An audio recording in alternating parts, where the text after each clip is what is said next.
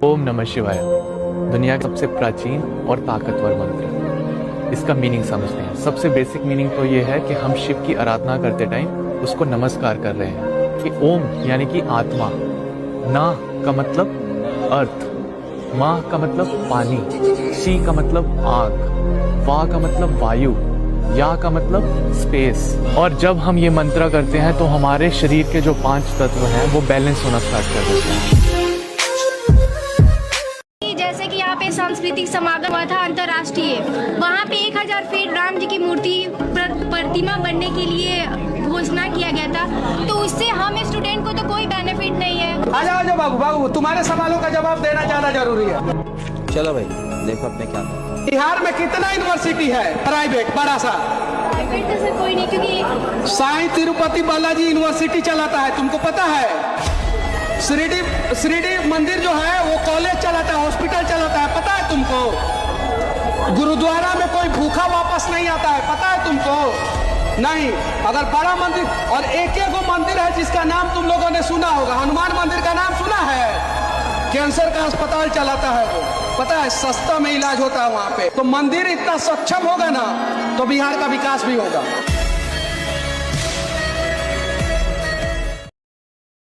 ये बताइए, हमने नक्षत्रों तक की गणना कर ली और इतनी अप्रोप्रिएट गणना की कि आज तक हमारा पंचांग सही है और हमें लिखना नहीं आता था।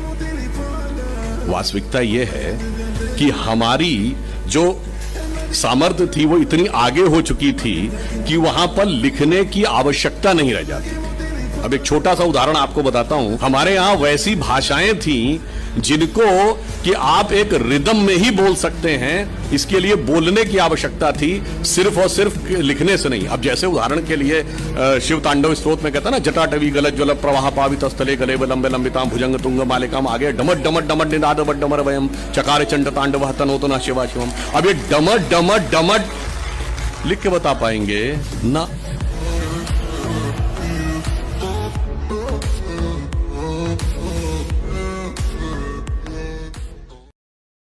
गाइस, क्या आपको पता है कि जिस पृथ्वी से सूर्य की दूरी का पता लगाने में वैज्ञानिकों को सालों लग गए, उसे तुलसीदास जी ने हनुमान चालीसा के एक दोहे में वर्षों पहले लिख दिया था। यहाँ गाइस, हनुमान चालीसा में एक दोहा है जो है, जुग सहस्त्र जो जन पर भानु लील्यो ताहि मधुर फल जान। इसी में छुपी है सूर्य से पृथ्वी के बीच की दूरी। कैसे? चलिए मैं आपको बताता हूँ। दरअसल इस दोहे में पहला शब्द है युग, जिसे हिंदी में युग भी कहा जाता है। अब युग भी 4 होते हैं, कलयुग, द्वापर युग, त्रेता युग एंड सतयुग। जहाँ कलयुग को 1200 साल माना गया है, द्वापर युग को 2400 साल, त्रेता युग को 3600 साल और सतयुग को 4800 साल माना गया है। अगर इन्हें जोड़ देंगे तो टोटल आएगा 12000 साल। इसी दोहे में एक और शब्द है सहस्त्र, जिसका मतलब है 1000, और तीसरा शब्द है योजन यानी कि 8 मील। अब 1 मील में 1.6 किलोमीटर होते हैं, यानी कि 8 मील में हो गए 8 × 1.6 किलोमीटर। अब अगर योजन, चारों युग और सहस्त्र को गुना कर दिया जाए, यानी कि 8 × 1.6 × 12000 × 1000, तो आएगा 15 करोड़ 36 लाख किलोमीटर, जो कि साइंटिफिकली सूर्य से पृथ्वी के बीच की प्रमाणिक दूरी है।